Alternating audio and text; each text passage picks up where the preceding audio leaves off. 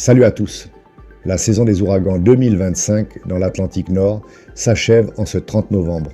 Le bilan paraît proche de la normale, avec 13 tempêtes nommées, dont 5 ouragans et 4 ouragans majeurs. Mais derrière cette apparente moyenne se cachent des phénomènes d'une violence exceptionnelle. L'année a vu naître 3 ouragans de catégorie 5, du jamais vu depuis 2005. Plusieurs îles des Caraïbes ont été frappées de plein fouet. Retour sur une saison contrastée, faite d'accalmies inattendues et de cyclones monstrueux. Le bilan général de la saison 2025 totalise 13 tempêtes tropicales, 5 ouragans et 4 ouragans majeurs. Un bilan proche de la climatologie 1991 à 2020, qui compte en moyenne 14 tempêtes, 7 ouragans et 3 ouragans majeurs. Le nombre d'ouragans est légèrement inférieur à la normale, mais celui des ouragans majeurs est supérieur. L'énergie cyclonique accumulée, l'ACE, atteint 132,5 unités. C'est environ 11% au-dessus de la moyenne. En clair, les tempêtes ont été moins nombreuses, mais plus intenses et plus durables. Le début de saison est tardif. La première tempête, Andrea, n'apparaît que le 23 juin. C'est l'un des débuts de saison les plus tardifs depuis 2014. Fin juin, la tempête tropicale Barry frappe le Mexique et provoque de fortes inondations, faisant 8 morts. Début juillet, la tempête Chantal balaie les Carolines et cause à son tour 6 décès. 2 tempêtes modérées, mais très meurtrières à cause des pluies diluviennes. Après Chantal, juillet et début août restent étonnamment calmes. Seule la brève tempête Dexter apparaît début août avant de s'évacuer en mer. Tout change le 11 août, Erin se forme près du Cap-Vert. Elle devient ouragan le 15 août, puis explose en catégorie 5 en seulement 24 heures. Vent soutenu à 260 km/h, pression à 915 hectopascales. Un monstre, heureusement resté au large des Antilles et de la côte est américaine. Erin finit sa course comme tempête extratropicale près de Terre-Neuve. Après l'ouragan Erin, une accalmie inhabituelle s'installe.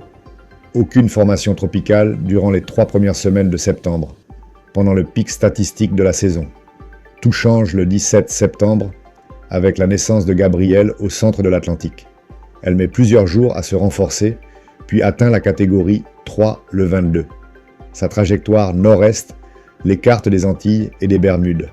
Elle atteint faiblement les Açores, puis la péninsule ibérique sous forme de tempête extratropicale. Dès que Gabrielle se dissipe, Humberto prend le relais. Formé le 24 septembre au nord des Petites Antilles, il s'intensifie très vite et devient notre deuxième catégorie 5 le 27, avec des vents soutenus proches de 260 km/h. Heureusement, il reste en mer et ne provoque pas de dégâts majeurs avant de se dissiper début octobre. Presque au même moment, un autre système apparaît, l'Invest 99L, qui devient Imelda le 27 septembre. En longeant la Floride, il atteint la catégorie 2, puis frappe directement les Bermudes le 2 octobre. L'archipel subit quelques dommages, mais reste bien préparé. Imelda cause malgré tout 5 victimes, dont 4 liées aux fortes pluies dans les Antilles avant sa formation complète. Fait marquant.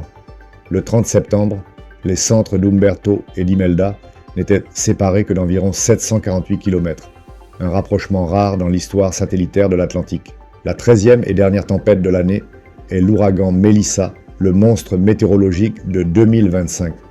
C'est aussi la plus destructrice. Fin octobre, une onde tropicale en mer des Caraïbes commence à s'organiser. À partir du 25, le système s'intensifie très rapidement. Le 27, Melissa atteint la catégorie 5 avec des vents soutenus à 295 km/h et une pression proche de 892 hectopascales. Une rafale de vent de 406 km/h a été mesurée par un Hurricane Hunter. Cette rafale s'est produite juste avant que l'une des sondes ne plonge dans l'océan, à peine à 230 mètres d'altitude. Il s'agit de la rafale de vent la plus forte jamais enregistrée par une dropsonde. C'est l'ouragan le plus puissant de la saison. Le 28 octobre, Melissa frappe directement la Jamaïque à pleine intensité. Du jamais vu pour l'île. Il traverse ensuite le sud-est de Cuba et les Bahamas avant de s'affaiblir près des Bermudes. Les dégâts sont colossaux. En Jamaïque et à Cuba, des quartiers entiers sont rasés, les infrastructures détruites les communications coupées. À Haïti, des pluies torrentielles provoquent des glissements de terrain meurtriers. Au total, Mélissa cause au moins 96 décès. La Jamaïque en recense 48. Haïti, pourtant loin du centre, subit 43 morts dues aux pluies extrêmes. C'est la catastrophe naturelle la plus coûteuse de l'histoire jamaïcaine. Le bilan humain et matériel de la saison cyclonique 2025 est lourd. Au total, près de 130 personnes ont perdu la vie dans le bassin atlantique. La majorité de ces décès est liée à quelques cyclones très violents. L'ouragan Mélissa concentre à lui seul plus des 2/3 des victimes, avec environ 96 morts. D'autres systèmes, comme Erin, Chantal, Barry ou Imelda, ont également entraîné plusieurs décès chacun. Les États-Unis continentaux ont été relativement épargnés en 2025.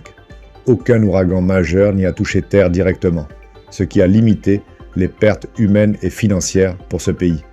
Les impacts les plus graves se situent dans les Caraïbes et au Mexique. Sur le plan matériel, les dégâts cumulés se chiffrent en plusieurs milliards de dollars. La plus grande part de ces dommages est due à Mélissa, dont la violence a ravagé une grande partie de la Jamaïque et de l'est de Cuba. La Jamaïque estime même que Mélissa a détruit une portion importante de son PIB annuel. Il s'agit probablement du désastre naturel le plus coûteux de l'histoire du pays. D'autres événements ont provoqué des destructions plus localisées, de vastes inondations au Mexique avec Barry, des pluies extrêmes en Haïti sous l'influence de Mélissa, ou encore des dégâts côtiers causés par les ondes de tempête, notamment en Jamaïque, à Cuba et aux Bermudes lors du passage d'Imelda. En fin de saison, de larges opérations de secours et de reconstruction ont été engagées dans les régions touchées. Elles témoignent de l'ampleur et de la durée des impacts laissés par les ouragans de cette saison. En comparaison avec les années précédentes, 2025 présente un profil très atypique. Du point de vue du nombre de tempêtes, l'activité est restée modérée. Avec 13 systèmes nommés, cette saison met fin à la série hyperactive observée ces dernières années. Pour situer, 2020 en avait compté 30, un record absolu, et entre 2016 et 2021, chaque année dépassait largement les 13 phénomènes. Le total de 2025 se rapproche donc de la moyenne historique. C'est même la première fois depuis 2015 que l'Atlantique n'enregistre pas un excès marqué de tempêtes. En revanche, la puissance des cyclones a été remarquable. 2025 devient la seule année depuis 2005 à avoir produit 3 ouragans de catégorie 5. Seul 2005 en avait généré davantage avec 4 phénomènes de cette intensité. L'indice ACE, supérieur d'environ 11% à la moyenne, confirme un niveau d'activité important. Cette tendance s'inscrit dans la dynamique observée depuis le milieu des années 2010, 9 années consécutives au-dessus de la moyenne entre 2016 et 2024 selon l'Organisation météorologique mondiale. 2025 prolonge donc cette période hyperactive avec une nuance essentielle, un nombre de tempêtes modérées, mais des cyclones d'une intensité exceptionnelle. Cette saison a été marquée par plusieurs éléments inhabituels. D'abord, un début très tardif. C'est la première fois depuis plus de 10 ans qu'une première tempête n'apparaît qu'au 23 juin avec Andrea. Ensuite, le pic habituel d'activité entre fin août et mi-septembre a été étonnamment calme. Pendant environ 3 semaines, aucun système ne s'est formé. Un fait remarquable pour une période qui est normalement la plus active de l'année. Ce calme s'explique par un anticyclone atlantique très puissant et par des poussières sahariennes en altitude. L'air était sec, le cisaillement marqué, et ces conditions ont empêché les ondes tropicales de s'organiser. Résultat, très peu d'activité au cœur de l'été. La deuxième partie de l'année a bénéficié de facteurs nettement plus favorables. Les températures de surface de la mer sont restées exceptionnellement élevées dans l'Atlantique tropical et les Caraïbes, offrant un carburant énergétique énorme. Parallèlement, un épisode La Niña s'est installé dans le Pacifique. Il a modifié la circulation atmosphérique globale, réduisant le cisaillement en altitude au-dessus de l'Atlantique. Ce contexte a permis des intensifications rapides, comme celles observées sur Erin, Humberto ou Melissa. Le réchauffement des océans lié au changement climatique accentue d'ailleurs cette tendance. Moins de phénomènes, mais des cyclones souvent plus puissants. L'année 2025 en est une parfaite illustration. Un nombre de systèmes relativement limité, mais des ouragans capables d'exploiter une chaleur océanique record pour atteindre des intensités exceptionnelles en très peu de temps. Les premières tendances pour 2026 commencent déjà à se dessiner. Les climatologues surveillent de près l'évolution de l'ENSO, un facteur clé pour l'activité cyclonique dans l'Atlantique. Les projections actuelles indiquent une possible transition vers un ENSO neutre pour l'été prochain. Ce type de configuration se traduit par l'absence d'influence marquée d'El Niño ou de la Niña, ce qui laisse l'atmosphère et l'océan se comporter de manière plus proche des conditions normales sans favoriser ni inhiber fortement l'activité cyclonique. En parallèle, les températures de surface de l'Atlantique tropical restent anormalement élevées. Si cette chaleur océanique se maintient, elle pourrait de nouveau fournir un carburant énergétique important pour les tempêtes de 2026. Il est encore trop tôt pour avancer des chiffres précis, mais plusieurs centres de recherche, comme le CSU et la NOAA, évoquent déjà la possibilité d'une année active dans la continuité des saisons récentes. Ces premiers signaux devront être confirmés au printemps lors de la publication des prévisions officielles. La saison touche à sa fin, et c'est pour moi l'occasion de retrouver un rythme de vie plus calme après ces 6 mois particulièrement intenses.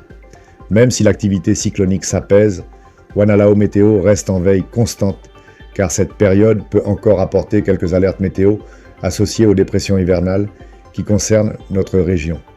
Je tiens également à vous remercier pour votre présence, votre soutien et votre confiance tout au long de cette période.